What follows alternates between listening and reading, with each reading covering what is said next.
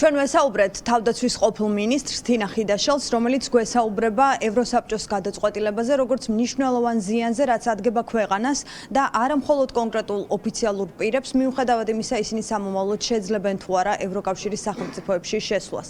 რადგან თინა ხიდაშელი ამბობს, რომ ამ გადაწყვეტილებით ევროკავშირის სახელმწიფოები ქართულ ოცნებას ეუბნებიან, რომ მას აღარ აღიქვამენ ქართველი ხალხის ინტერესის გამტარ ხელისუფლად და შესაბამისად პოლიტიკურ კომუნიკაციას მათთან საბოლოოდ წყვეტენ. ხიდაშელი ამბობს, რომ ევროსაბჭოს გადაწყვეტილების შემდეგ მოსალოდნელია, რომ ეროვნულ დონეზეც მიიღონ სავიზო შეზღუდვების შესახებ გადაწყვეტილებები კონკრეტულმა სახელმწიფოებმა და მისი მოლოდინია, რომ მომდევნო კვირების განმავლობაში დაახლოებით ახალ წლამდე კიდევ 7 სახელმწიფო მიიღებს გადაწყვეტილებას, რომ კონკრეტულ პირებს აუკრძალოს ქვეყნის ტერიტორიაზე შესვლა. თუმცა მიუხედავად იმისა, რომ ევროსაბჭოს გადაწყვეტილება ცნობილია, ხიდაშელი მაინც ელოდება საბოლოო დოკუმენტს იმისთვის, რომ ცნობილი გახდეს დიპლომატიური პასპორტის მფლობელი ოფიციალური პირები ამ პასპორტით ვერ შეძლებენ ევროკავშირის სახელმწიფოებში შესვლას, თუ ისინი თავად კონკრეტულად პიროვნებები არიან სანქცირებულთა სიაში. ამ შემთხვევაში მათ არც ჩვეულებრივი რიგითი მოქალაქის პასპორტი უშველით იმისთვის, რომ შეძლონ ევროპის სახელმწიფოებში ტერიტორიაზე შესვლა. თუ ეს იქნება მიმული და მე დიდი იმედი მაქვს, რომ მიმული იქნება კონკრეტულ სიაზე, ეს რა თქმა უნდა პრინციპულად ცვლის ვითარებას, იმიტომ რომ ასეთ შემთხვევაში იმის მიუხედავად ეს ადამიანები როგორ პასპორტებს აიღებენ, ეს შეზღუდვა მათზე მუდმივად გავრცელდება. იქნება წითელი პასპორტი, ლურჯი თუ შავი, ამას არავითარი მნიშვნელობა აღარ ექნება. უბრალოდ დადგებიან ვიზის რიგში და ამ ვიზას მათ არასოდეს არ მისცემენ. სინამდვილეში არავის არ აინტერესებს და არ ანერვიულებს ისინი სად იმოგზაურებენ ან სად ვერ იმოგზაურებენ. სინამდვილეში, როდესაც ხდება ამ ტიპის გადაწყვეტილებების მიღება შენ სახელმწიფოსთან დაკავშირებით, ეს ნიშნავს, ეს არის უპირველეს ყოვლისა პოლიტიკური აქტი იმის თაობაზე, რომ აღარ არსებობს პოლიტიკური ურთიერთობა ამ სახელმწიფოსთან. ეს არის ტრაგედია ამ გადაწყვეტილებაში და არა ის ახლა კალაძე მილანში რამდენჯერ ჩავა და ნაძვის ხესთან რამდენ სელფს გადაიღებს. დაახლოებით 7 ქვეყანა არის მზადყოფნაში იმისთვის, რომ ლიტვის და ესტონეთის მაგვარად დაიწყოს ეროვნული სანქციების გამოყენება საქართველოს წინააღმდეგ.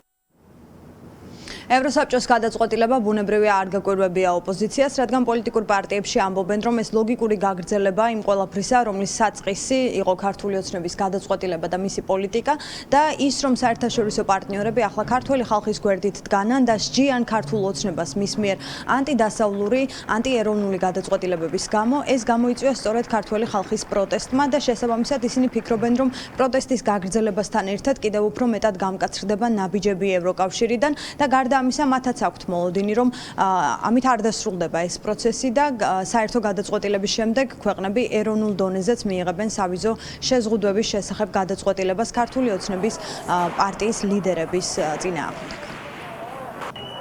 ევროკავშირმა შეაჩერა ქართული ოცნებისთვის და ბიძინა ივანიშვილის ბანდისთვის დიპლომატიური პასპორტების მოქმედება, რაც არის სწორი გადაწყვეტილება და სასჯელი, რომელიც დაიმსახურა ბიძინა ივანიშვილმა. დარწმუნებული ვარ, რომ სანქცირება გაგრძელდება ივანიშვილის და მისი ბანდის. ეს არის სწორედ ის მოთხოვნა, რომელსაც კოალიცია ძლიერი საქართველო აყენებდა, რომ პასუხი უნდა აგოს ივანიშვილმა და მისმა გუნდმა, მაგრამ არ უნდა მოახდინოს ამან გავლენა ქართული ხალხის ინტერესებზე. საქართველოს მოსახლეობა არ უნდა იყოს პასუხისმგებელი ივანიშვილის დანაშაულებებზე. ჩვენ მოვისმინეთ უკვე ევროკავშირის გადაწყვეტილება, რომ პარლამენტის წევრები, მთავრობის წევრები, სხვა საჯარო მოხელეები, რომლებიც აგრძელობენ დიპლომატიური პასპორტები და სამსახურეული პასპორტებით, მათი სანქცირება მოხდეს.